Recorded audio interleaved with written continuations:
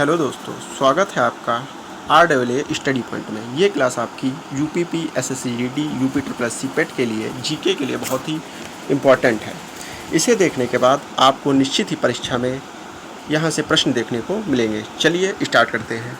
पहला क्वेश्चन है, कौटिल्य के अर्थशास्त्र किसके प्रकाशन के बारे में जानकारी मिलती है? आपके ऑप्शन है राष्ट्रकूट, प्रतिहार, गुप्त या मौर्य। जैसा कि आप जानते हैं, जो कौटिल्य का अर्थशास्त्र है, इससे हमें मौर्य प्रशासन के बारे में जानकारी मिलती है। दोस्तों, किसके बारे में जानकारी मिलती है? मौर्य प्रशासन के बारे में जानकारी मिलती है।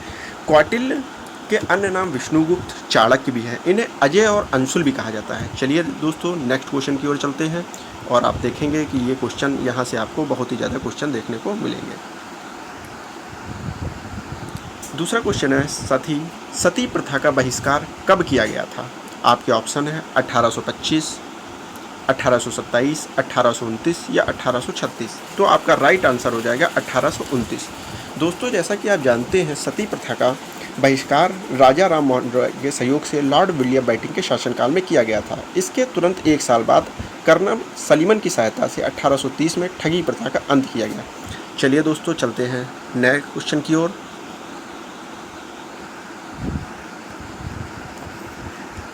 आपका अगला क्वेश्चन है, अकबर जब छोटा था तो उसके संरक्षक थे।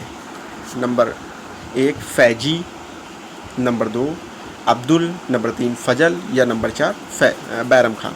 तो दोस्तों, आपका जो सही आंसर है वो है बैरम खान। क्या है दोस्तों आपका सही आंसर? बैरम खान। दोस्तों, जैसा कि आप जानते हैं, अकबर जब गद्दी पर बैठा तो वो सन 1556 ईस्वी से बैठा। जब 1556 ईस्वी में अकबर गद्दी से बैठा तो वो मात्र 14 साल का शासक था। इसके साथ ही 1556 से 1560 तक बैरम खान के संरक्षक रहे थे। दोस्तों, कौन रहा था संरक्षक? बैरम खान इसके संरक्षक रहे थे। चलिए चलते हैं अगले क्वेश्चन की ओर। बुलंद दरवाज़ा निम्न में से किस इमारत से संबंधित है? चलिए जानते हैं, बुलंद दरवाज़ा निम्नलिखित में से किस इमारत से संबंधित है? ताजमहल से, लाल किला से, फतेहपुर सीकरी से या सिकंदरा से? तो दोस्तों, आपका राइट आंसर हो जाएगा फतेहपुर सीकरी। यह दोस्तों आगरा के पास ही है। इसे अकबर ने अपनी राजधानी भी बनाया था। यहाँ पे आप देखें तो बहुत सी इमारतें हमें मिलती है, जैसे जोधाबाई का महल मिलता है, पंचमहल मिलता है, बुलंद दरवाज़ा यहीं पर है दोस्तों, और शेख सलीम चिश्ती की मज़ार भी यहीं पर है। चलिए दोस्तों, चलते हैं अगले क्वेश्चन की ओर। भारतीय संविधान की आत्मा किसे जाता है? ये दोस्तों आपका मोस्ट इंपॉर्टेंट क्वेश्चन है। देखिए, अगर आपसे पूछे भारतीय संविधान की आत्मा किसे कहा जाता है तो आप उत्तर देंगे प्रस्तावना को। लेकिन यही अगर क्वेश्चन घुमा के कह दिया जाए कि डॉक्टर भीमराव अंबेडकर के द्वारा भारतीय संविधान की आत्मा किसे कहा गया है, तो आर्टिकल नंबर 32 को संवैधानिक उपचारों का अधिकार बताएंगे। लेकिन अगर कहे कि डॉक्टर भीमराव अंबेडकर के द्वारा, अगर आपसे सिंपल क्वेश्चन पूछा था भारतीय संविधान की आत्मा किसे कहा गया है, तो प्रस्तावना को कहा गया है।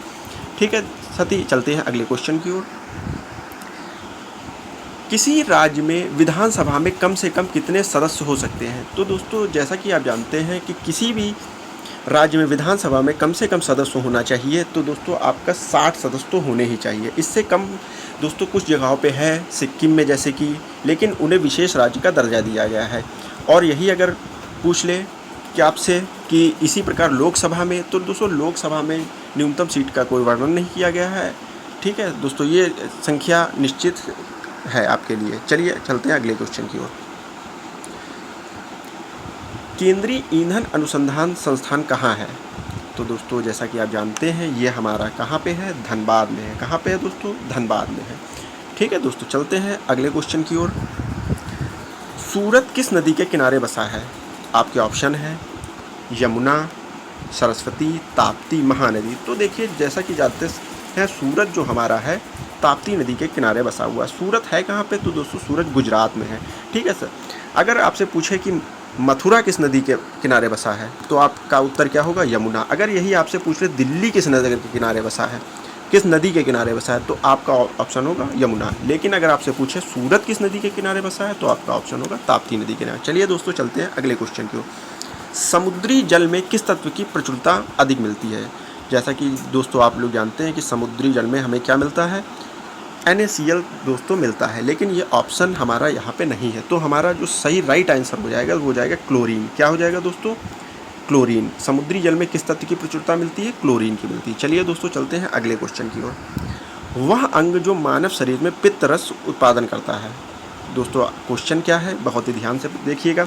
वह अंग जो मानव शरीर में पित्त रस उत्पन्न करता है, जहाँ से पित्त रस बनना स्टार्ट होता है। तो दोस्तों ये हमारा कहाँ बनता है, यकृत में बनना स्टार्ट होता है। कहाँ पे बनना स्टार्ट होता है, यकृत में। लेकिन यही आपसे पूछ ले कि यह स्टोर कहाँ होता है, तो ये होता है पित्ताशय में स्टोर। तो कहाँ होता है दोस्तों, पित्ताशय में स्टोर होता है। चलिए चलते हैं अगले क्वेश्चन की ओर। निम्नलिखित में से शरीर की सबसे बड़ी ग्रंथि कौन सी है। तो दोस्तों जैसा कि आप जानते ही हैं, निम्न में से शरीर की सबसे बड़ी ग्रंथि तो यकृत है। कौन सी है दोस्तों, यकृत। लेकिन अगर दूसरी पूछ ले कि दूसरी शरीर की सबसे बड़ी ग्रंथि कौन सी है, तो दोस्तों हो जाएगी अग्नाशय। अग्नाशय को दोस्तों हम मिश्रित ग्रंथि भी कहते हैं। क्या कहते हैं, मिश्रित ग्रंथि। ध्यान रखिएगा। चलते हैं अगले क्वेश्चन की ओर। फलों के अध्ययन को क्या कहते हैं दोस्तों, मोस्ट इंपॉर्टेंट क्वेश्चन है ये। जैसा कि आप जानते हैं फलों के अध्ययन को, तो फलों के अध्ययन को पोमोलॉजी कहते हैं। क्या कहते हैं दोस्तों, पोमोलॉजी। क्या कहते हैं, पोमोलॉजी। चलिए चलते हैं। हरित क्रांति का प्रारंभ किस वर्ष हुआ था। तो दोस्तों हरित क्रांति का प्रारंभ जो है भारत में किस वर्ष हुआ था, तो दोस्तों 1967 में हुआ था। कब हुआ था दोस्तों, 1967 में। कब हुआ था, 1967 में दोस्तों हरित क्रांति का प्रारंभ भारत में होता। किसने किया था दोस्तों, तो स्वामीनाथन ने किया था। अगर यही पूछ ले विश्व में हरित क्रांति के जनक, तो दोस्तों नॉर्मन लॉग हैं। ठीक है। अगर यही पूछ ले कि आपसे कि हरित क्रांति शब्द किसने दिया था, तो विलियम गॉड ने हरित क्रांति शब्द दिया था। ये दोस्तों याद रखिएगा। चलिए दोस्तों चलते हैं अगले क्वेश्चन की ओर। निम्न में से कहाँ सार्क का मुख्यालय है। दोस्तों क्या पूछ रहा है, सार्क का मुख्यालय कहाँ है। तो दोस्तों सार्क का मुख्यालय काठमांडू में है। कहाँ है, काठमांडू में। चलिए चलते हैं अगले क्वेश्चन की ओर। 21 मार्च को मनाया जाता है दोस्तों, 21 मार्च को क्या मनाया जाता है, तो दोस्तों 21 मार्च को हमारा मनाया जाता है विश्व वानिकी दिवस। कौन सा दिवस मनाया जाता है, 21 मार्च को मनाया जाता है विश्व वानिकी दिवस। यही आपसे पूछ ले 22 मई को कौन सा दिन मनाते हैं, तो दोस्तों 22 मई को बनाते हैं जैव विविधता दिवस। कौन सा दिवस, जैव विविधता दिवस। ठीक है। तो चलिए दोस्तों चलते हैं अगले क्वेश्चन की ओर। हिमालय की सबसे ऊंची चोटी पर पहुंचने वाली प्रथम भारतीय महिला कौन थी। तो दोस्तों आप लोग जानते ही हैं कि हिमालय पर कौन पहुंची थी, बछेंद्री पाल। यही अगर पूछ ले कि हिमालय पर लगातार 2 बार चढ़ने वाली कौन महिला थी, तो कुमारी संतोष यादव थी। ठीक है दोस्तों। अगर यही पूछ ले विश्व में हिमालय की सबसे ऊंची चोटी पर पहुंचने वाली प्रथम महिला कौन थी, तो दोस्तों आपका आंसर हो जाएगा जुंको तेबई। दोस्तों क्या हो जाएगा, जुंको तेनबई। ठीक है दोस्तों, याद रखिएगा। चलिए ठीक है, चलते हैं अगले क्वेश्चन की ओर। निम्न में से किस जानवर के चलते समय एक तरफ से अगले तथा पिछले अंग एक साथ गति करते हैं। दोस्तों मोस्ट इंपॉर्टेंट क्वेश्चन इसको मैं कहूँगा, क्योंकि दोस्तों इसमें बहुत से लोग गलती कर देते हैं। ठीक है दोस्तों, जैसे कि कहा गया है निम्न में से किस जानवर के चलते समय, जब वो चल रहा है तो दोनों अंग उसके पिछले पैर भी चलते हैं और अगले पैर भी चलते हैं। तो दोस्तों जिराफ के चलते हैं। किसके चलते हैं, जिराफ के। दोस्तों ध्यान रखिएगा। आपका अगला क्वेश्चन है नीली क्रांति का संबंध किससे है। तो दोस्तों आप लोगों ने पढ़ा ही होगा, नीली क्रांति जो संबंध है वो किससे है, मत्स्य से है। ठीक है। अगर यही आपसे पूछ ले गुलाबी क्रांति, तो दोस्तों क्या बताएंगे, गुलाबी क्रांति के देखिए आप बताएंगे झींगा उत्पादन। किससे बताएंगे, झींगा उत्पादन। या दोस्तों इसी में आपका जो गुलाबी क्रांति में झींगा उत्पादन या प्याज का भी बता देंगे। किसका भी बता देंगे, प्याज का बता देंगे। दोनों में से जो ऑप्शन हो वो बता दीजिएगा। चलिए चलते हैं अगले क्वेश्चन की ओर। बड़ा इमामबाड़ा कहाँ स्थित है। तो दोस्तों चाहे बड़ा इमामबाड़ा पूछे चाहे छोटा इमामबाड़ा पूछे, दोनों लखनऊ में है। कहाँ है दोस्तों, दोनों लखनऊ में है। और जैसा कि आप जानते हैं उत्तर प्रदेश की राजधानी भी लखनऊ है। ठीक है दोस्तों, चलते हैं अगले क्वेश्चन की ओर।